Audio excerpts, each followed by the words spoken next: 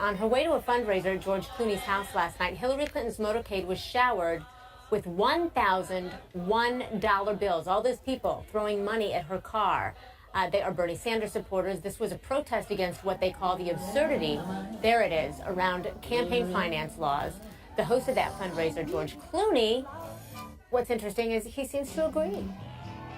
Yes, I think it's an obscene amount of money. I'm sure you've covered them before. Right. It's not the most fun thing to do. You know, I spend probably a quarter of my time now raising millions and millions of dollars to fund my foundation, which is basically chasing and looking for money that these corrupt politicians all around the world are hiding. The Panama Papers have been actually incredibly helpful. We have forensic accountants. So this is all a very big part of things that are important to me. I really want Citizens United. I think it's the worst, one of the worst laws passed since I've been around. You know, Bernie Sanders, obviously you noted that his campaign was criticizing this, and he was asked about your fundraiser specifically, and he backed off, and he said this. So it's not a criticism of Clooney. It is a criticism of a corrupt campaign finance system where big money interest, and it's not Clooney, it's the people who are coming to this event, have undue influence over the political process. Do you think people that are coming to your event tonight and went last night, that they think they're going to get extra access to Hillary Clinton, to a President Clinton? No, I actually don't think that's true. I think there is a difference between the Koch brothers and us. You know, the difference is if we succeed in electing an entire Congress, which would be quite a success, but a Senate and a president, you know, the tax policies that they would enact would probably cost us a lot more money.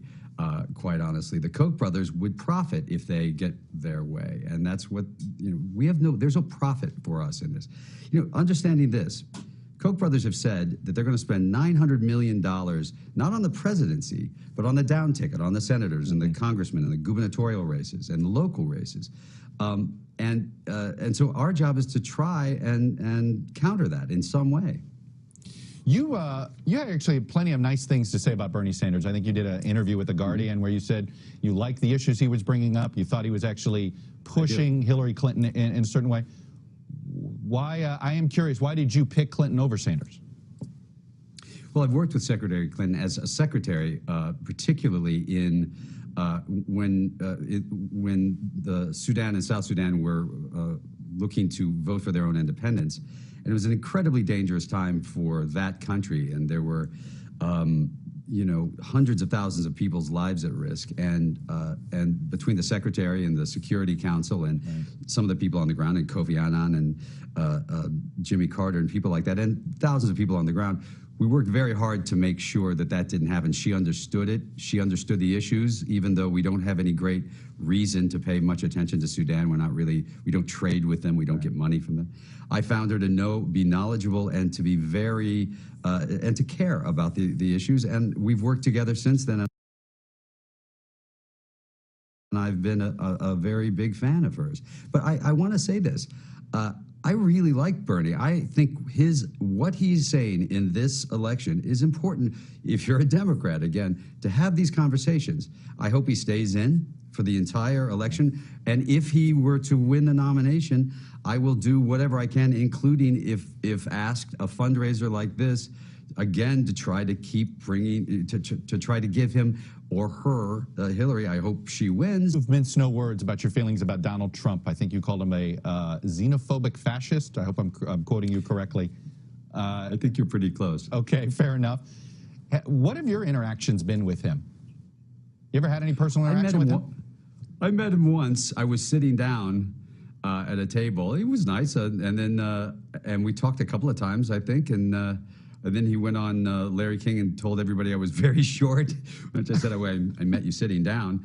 But no, it's not about that. You know, here's the point about what's going on right now on the other side.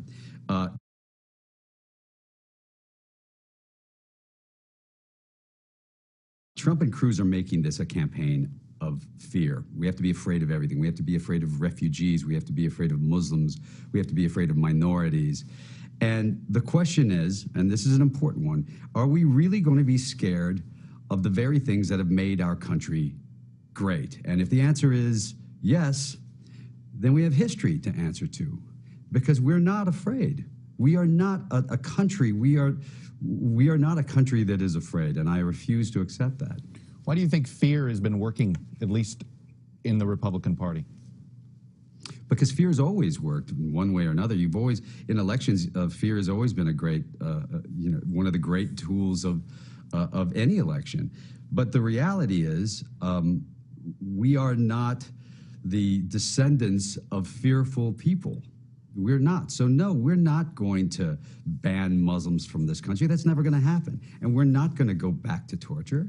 And we're not going to kill the families of terrorists or suspected terrorists, because that is not who we are. And if we did, we would make our grandparents and their parents would be ashamed of us.